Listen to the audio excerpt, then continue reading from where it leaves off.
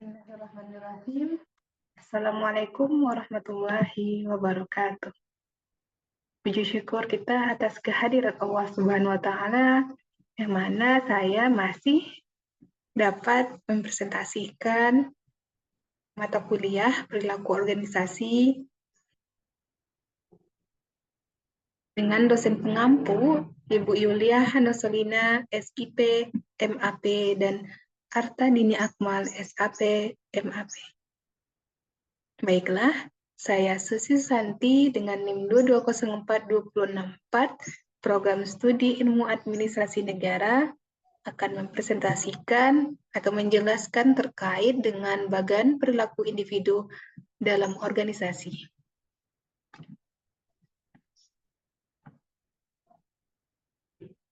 Baik, bisa kita lihat ini ada terpaparkan terkait dengan bagan perilaku individu dalam organisasi. Nah, di sini saya akan menjelaskan terkait dengan yang pertama itu adalah tujuan pembahasan bagan. Nah, yang mana tujuan pembahasan bagan ini adalah untuk mengetahui pembaca tentang dasar-dasar perilaku individu. Dan yang kedua, untuk mengetahui contoh aplikasi perilaku individu dalam perilaku organisasi. Nah, di sini saya akan menjelaskan terkait dengan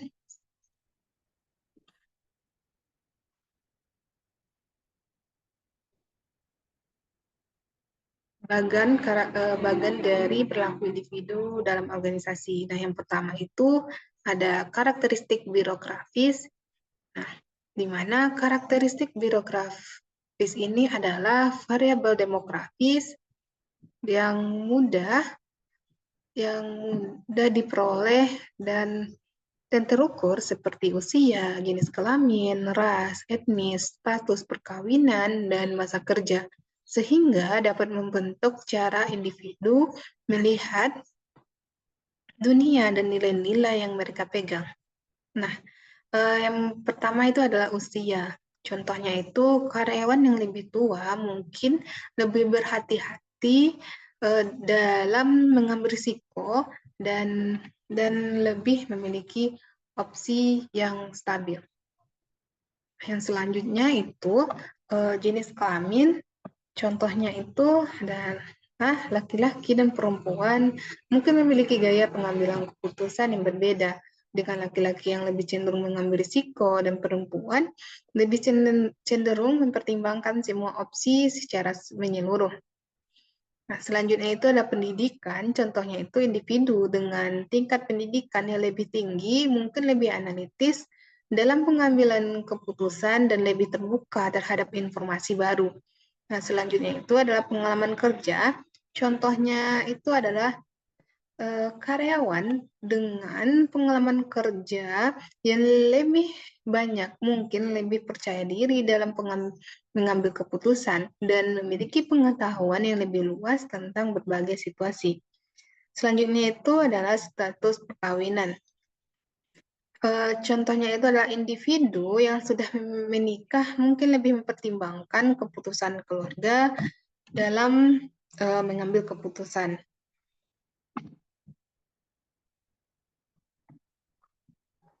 Nah, selanjutnya ini adalah yang mana contoh aplikasi perilaku dalam perilaku organisasi dalam karakteristik birokratis.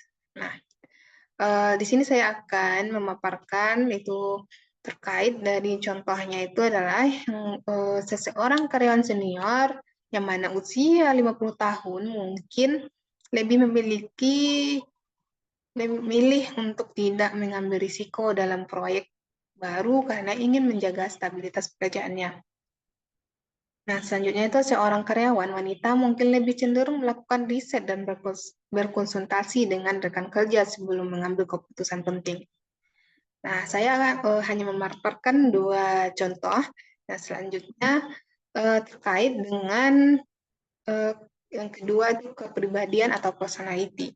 Nah, kepribadian ini adalah pola pemikiran, perasaan, dan perilaku yang relatif stabil dan khas pada diri seseorang. Kepribadian dapat mempengaruhi pengambil keputusan individu dalam organisasi dalam beberapa cara. Yang pertama, itu ada 5 besar faktor kepribadian, yang mana itu ada keterbukaan terhadap pengalaman, ketelitian, keterampilan sosial, kesadaran, dan neurotisis. Nah, yang kedua itu adalah gaya pengambilan keputusan. Nah, yang mana itu ada otokratik, demokratis, konsultatif, dan persimif. Nah, contoh aplikasi perilaku individu dalam perilaku organisasi kepribadian ini adalah yang mana seseorang karyawan memiliki keterampilan sosial yang baik, mungkin lebih cenderung untuk membangun hubungan yang kuat dengan rekan kerja dan klien yang dapat membantu mereka dalam mendapatkan informasi dan dukungan yang dibutuhkan untuk mengambil keputusan yang tepat. Yang ketiga itu ada persepsi atau perception. Nah, persepsi ini adalah proses proses bagaimana individu menerima dan menginterpretasikan informasi dari lingkungannya.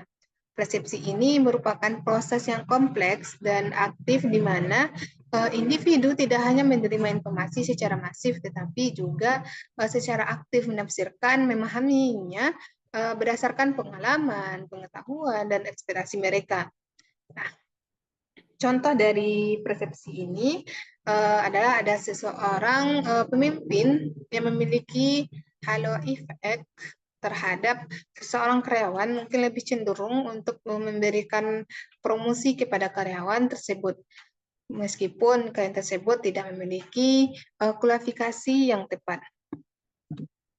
Nah, selanjutnya yang keempat itu nilai dan sikap.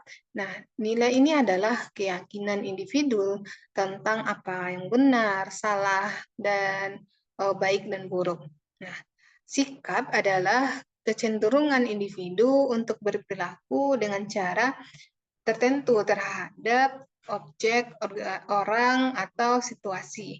Nilai dan sikap individu dapat mempengaruhi perilaku mereka dalam organisasi dalam beberapa cara. Yang pertama ada motivasi, kepuasan kerja, pengambilan keputusan, dan yang terakhir ada perilaku organisasi.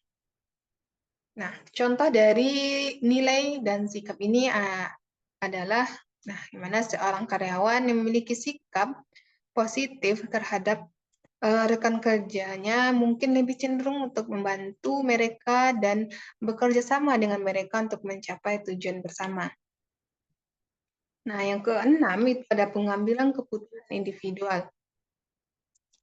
Pengambilan keputusan individu ini adalah proses di mana individu memiliki tindakan yang terbaik untuk mencapai tujuan mereka dalam organisasi. Proses ini dapat dipengaruhi oleh berbagai faktor seperti informasi, keterampilan, motivasi, nilai dan sikap, tekanan waktu, budaya organisasi. Nah, contoh dari pengambilan keputusan individu ini adalah ada seseorang karyawan yang perlu memutuskan apakah akan melaporkan rekan kerjanya yang melakukan pelanggaran etika, mungkin mempertimbangkan faktor-faktor seperti konsekuensi bagi dirinya sendiri, konsekuensi bagi rekan kerja, dan nilai-nilai pribadi mereka.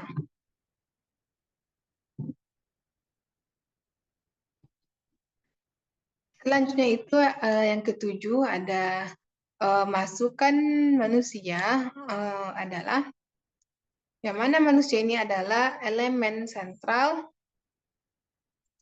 dalam organisasi dan perilakunya merupakan faktor penting yang menentukan keberhasilan mereka. Masukan manusia adalah faktor yang sangat penting dalam memahami dan mempengaruhi perilaku individu dalam organisasi. Dengan demikian, berbagai faktor yang dapat mempengaruhi perilaku individu, organisasi dapat menciptakan lingkungan kerja yang lebih kondusif dan meningkatkan kinerja karyawan. Nah, contoh dari masukan manusia ini adalah contoh aplikasi perilaku individu dalam perilaku organisasi. Nah, yang pertama itu ada seorang karyawan yang memiliki nilai yang kuat tentang kerja keras dan integritas, mungkin lebih cenderung untuk bekerja lembur dan menyelesaikan tugasnya dengan tepat waktu. Nah, yang terakhir ada pembelajaran individual. Pembelajaran adalah proses di mana individu memperoleh pengetahuan, keterampilan, dan sikap baru.